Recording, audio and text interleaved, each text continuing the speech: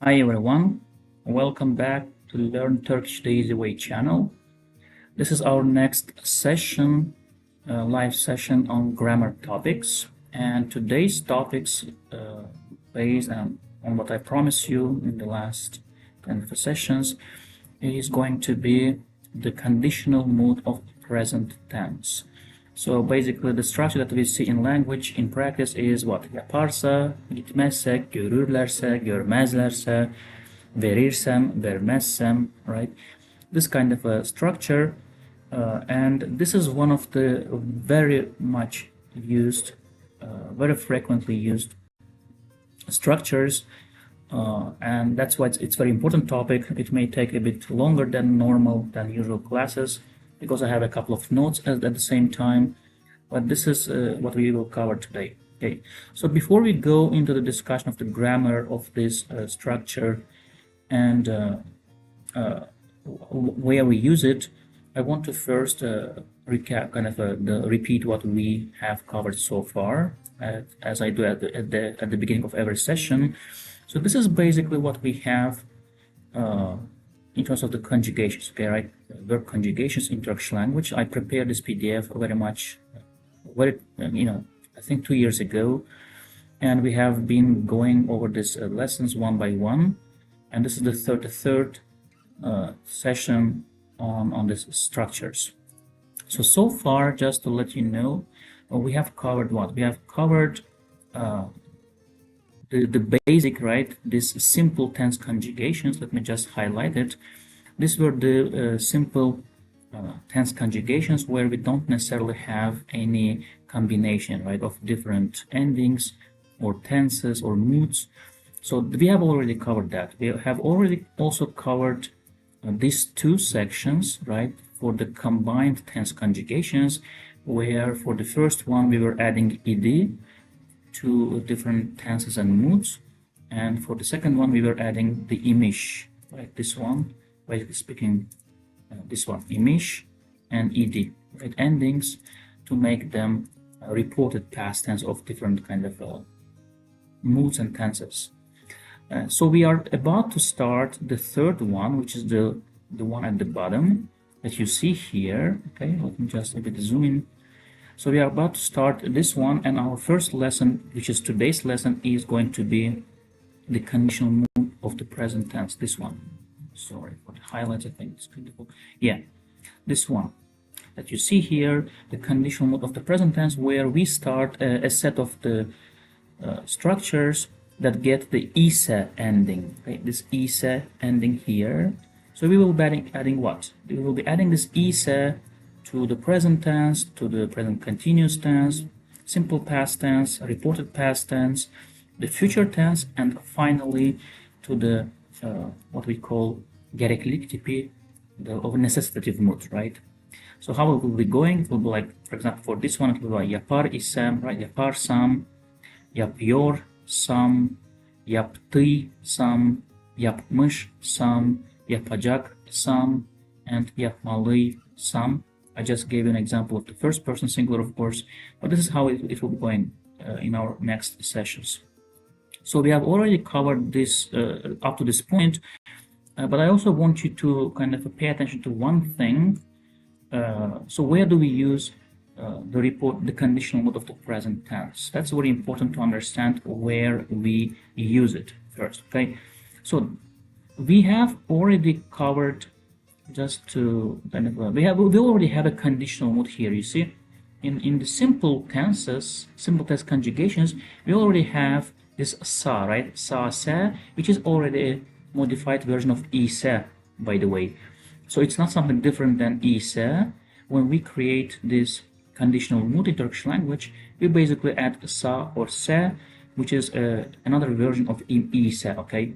But there is a very tiny difference between what is yap, for example, when we say yapsa, right? Yapsa, or gitse, yapsam, gitsem, görsem, and görse, and so on. We don't have this r, right? Present tense ending that we have at the bottom here. So we added just without any tense or mood ending. It's just sa, okay? But in here, when we go into the combined tenses, which is the first of which is conditional mood of the present tense, we already have are, right? Which is basically the generic ending for the present tense. Re, right? Are, ur, ir, ur, plus ise. That's the difference, a very big difference between this one, okay, this first one over here, and this conditional mood in the simple tense conjugations. Now, essentially speaking,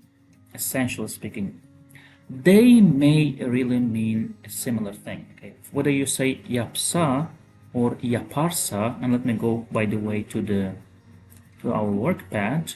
Well, just a second. Okay, let me show it here. So whether you make it yapsa, okay, yapsa, or yaparsa, okay, same case. This is the third person, of course, third person singular. Or whether you make it yapsam or yaparsam, it doesn't matter, but the first person singular, right? The difference is what? The only difference is you have extra R here, right? R here, which is what we are going to cover today. But for what is the difference between yapsam and yaparsam? The tiny difference is that when you just add sa, sa, which is simple tense conjugation, right? Conditional mood, just conditional mood. So let me just make it like this, conditional mood, right? Conditional mood. And yaparsam, which is conditional mood of the present tense, okay? Conditional mood, present tense. The difference is the following. When you use just conditional mood without any tense ending or suffixes in between, this is usually meaning a speculative or hypothetical situation. Speculative, hypothetical situation. Okay, while yaparsam, gidersem, and so on and so on. Okay, let me just make it smaller a bit for space. Okay, so this is hypothetical one. The first one, this is hypothetical. The second one, yaparsam, when you have this r or r in between, condition of the present tense, the meaning will be usually something that you really plan to do. Okay, for example, you say, if I do this, he will leave me. Okay, or if I read those books, I will pass the exam. Okay, so here, while the first one usually is about if I were to do, actually, okay, the more correct version, that's what I found in kind of in when I was searching for the best meaning. This will be what? If I were to, okay, if I were to do. While the second is if I do. And then continue. You see, in both cases, you usually have a continuation, okay, or continuation of the sentence, because both are conditional moods, okay. But the first usually means if I were to do something, it's a speculative or hypothetical, while the second really means that if I do something, there is some kind of a continuation, the result of my action. There is something to come as a result of that condition. And that's the very biggest difference. What is more is that when you look at the just conditional mood, don't forget that in Turkish language, conditional mood is called what? Dilek şart kipi, right? So let me show you here. Back on our conjugations right here. So this one is called dilek şart kipi. It's both condition and a wish, okay? A wish or some kind of a suggestion or desire. Therefore, you don't necessarily have to continue a sentence when you use sa, sa alone, because it can also mean what? Just a wish, okay? For example, when you say sen de gelsen, it means I wish you also come to the party, whatever. So you don't necessarily have to continue that sentence. But for the conditional mood of the present tense, you usually have to continue the sentence because it's a condition for some extra action, okay?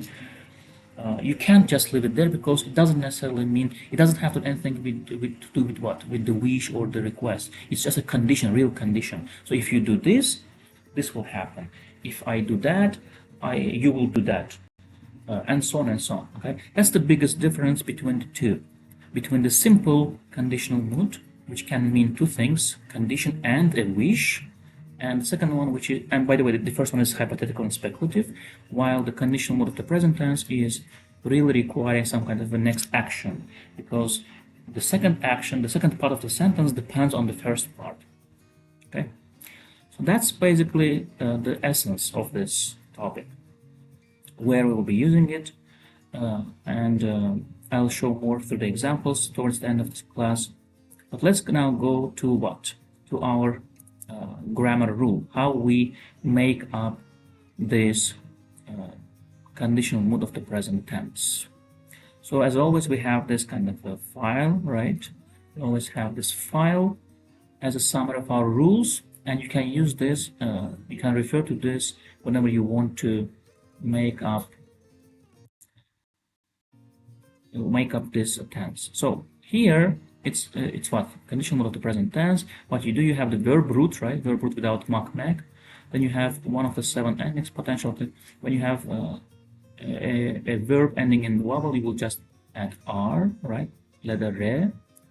And if it's not ending in a vowel, you will have this potential endings, right? R, ir, ir, ur. Then you have this ise, which is almost never is written separately. You have to combine it, and then you have the personal ending. Okay, so here this is the raw format is yapar isem. You see, it is R here, present tense ending, then we have ise, then we have personal ending, and we have to combine everything. Okay, the result should always be like this. You never pronounce it in language, in practice, in daily language. You never say yapar isem. It's very rare unless you have to specify something extra. So your end result should be yapar sam. Okay. And by the way, pay attention to that. When you combine them, this e, right, the soft letters become hard letters. Sa, not sa, but sa. Because of r, it becomes sa when combined. So yapar isem becomes yapar sam if I do, yapar sam if you do, yapar sa if he or she does, yapmazsak if we do, yaparsanız if you, plural or formal, do, and ultimately the last one, yaparlarsa, right? Yaparlarsa. So normally it can be yapar iseler, yaparsalar, but this is the one that's used in the daily language, yaparlarsa. For bilmek, to know, it will be bilirsem becomes bilirsem. So sa here stays as sa because it is soft anyway.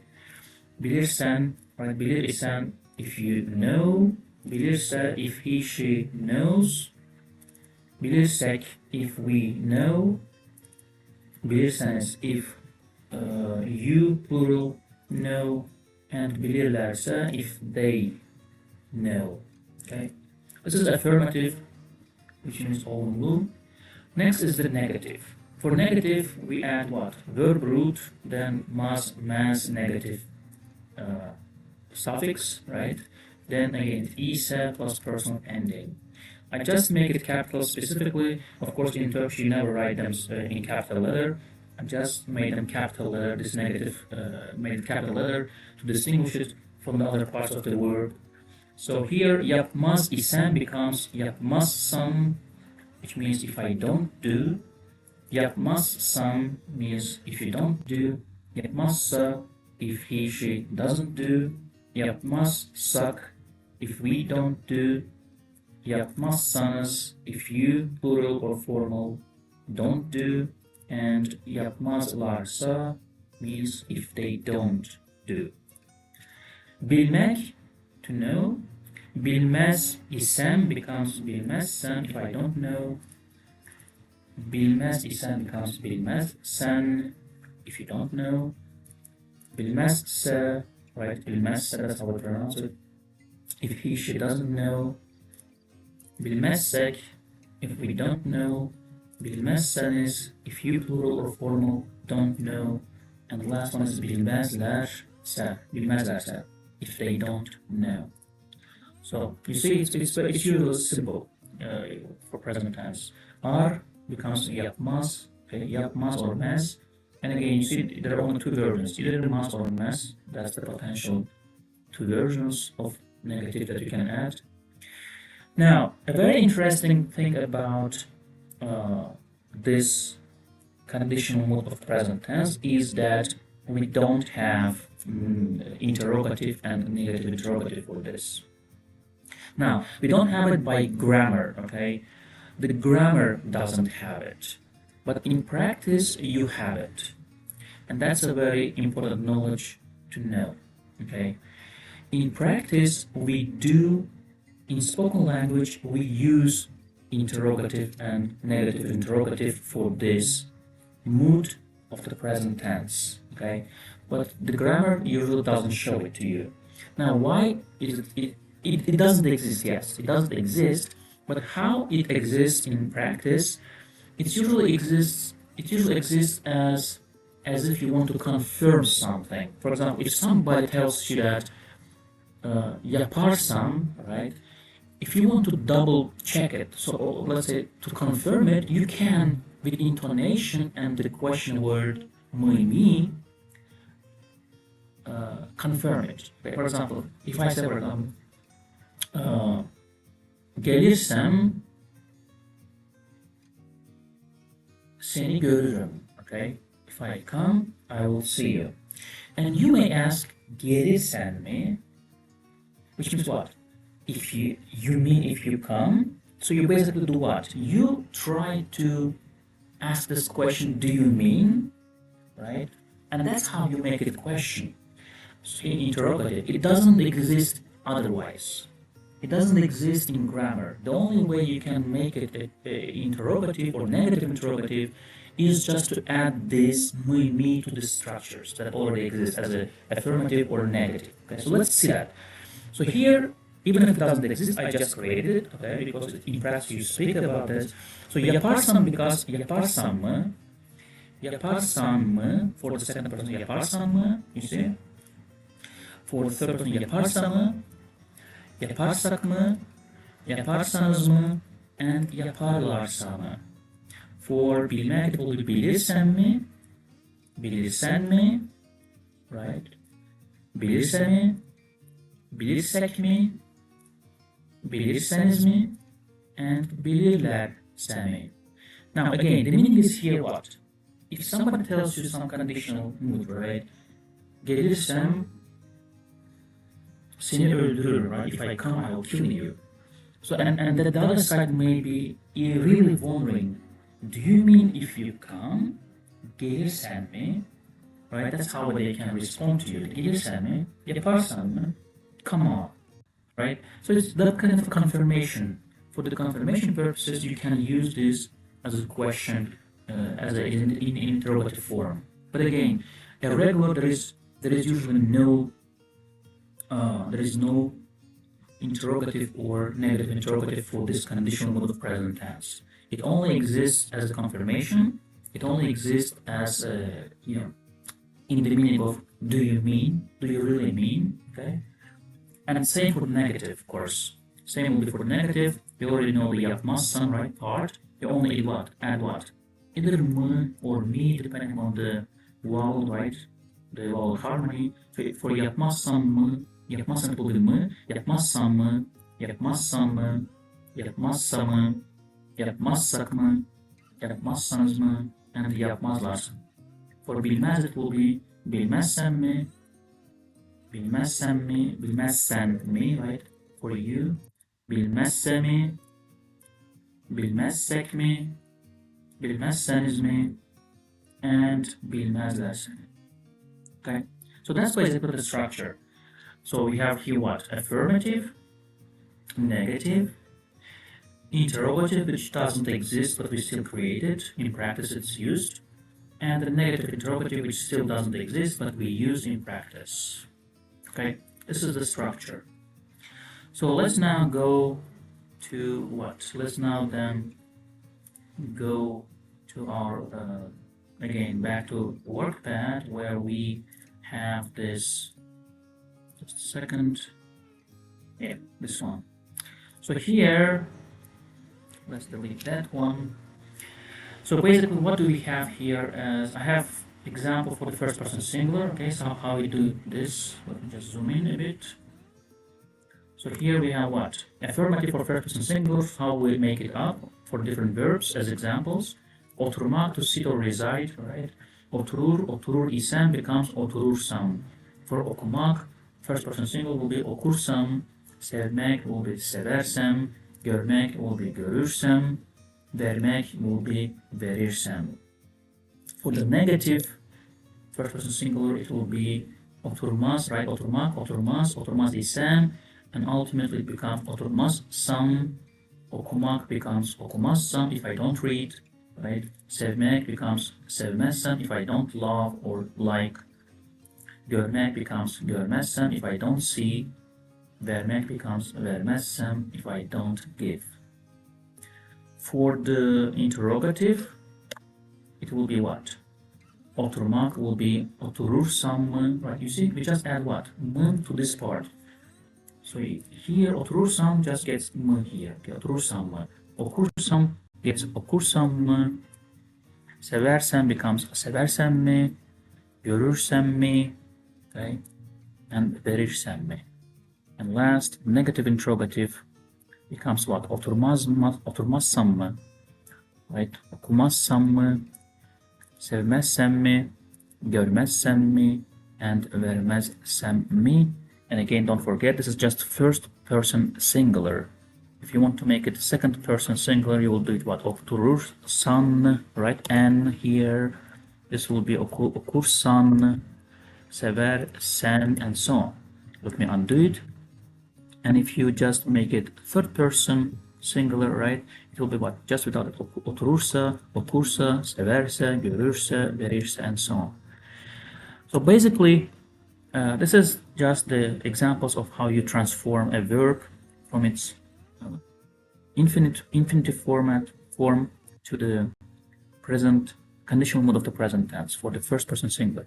I also have examples here, 5 examples. Okay, so what is the sentence here? Gelirsen kızmam. If you come, I won't get angry. Now kızmam, don't forget, kızmam is also the negative of the present tense, just in the present tense, right, itself. So if you say kızarım, the negative of that will be kızmam. But don't forget that present tense has 2 meanings, at least in use. Okay, when you use present tense structure in Turkish, it means 2 things: either I do or I will do. So, or I will do, I will not do. Okay. So here, if you come, it means basically I wouldn't get angry, or I won't get. Let me just wouldn't will be better. I think. So if you come, I wouldn't get angry. Okay. That's the second meaning of the present tense at the same time. But here, if you come, gelirsen, you see it's ir, right? This is the ir present tense ending. Then you have sa, se becoming ise, becoming se.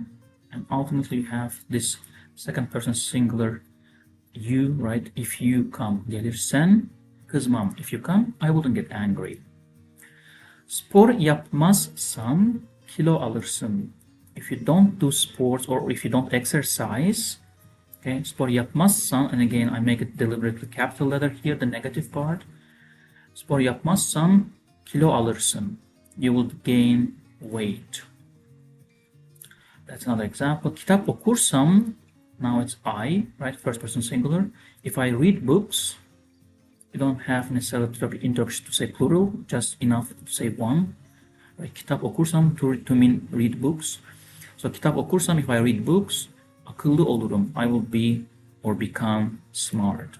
Olmak is usually either to be or to become in Turkish language. Akıllı olurum, I will be or become smart. Kitap okursam, and what will the result of that condition? I will be smart. The fourth sentence, istersen seninle gelebilirim. If you wish, if you want, I can come with you. This is one of the, by the way, frequently used structures or kind of phrases. If you wish, right? If you wish. If you wish, I can stay. If you wish, I can come with you. If you wish, I'll do it for you.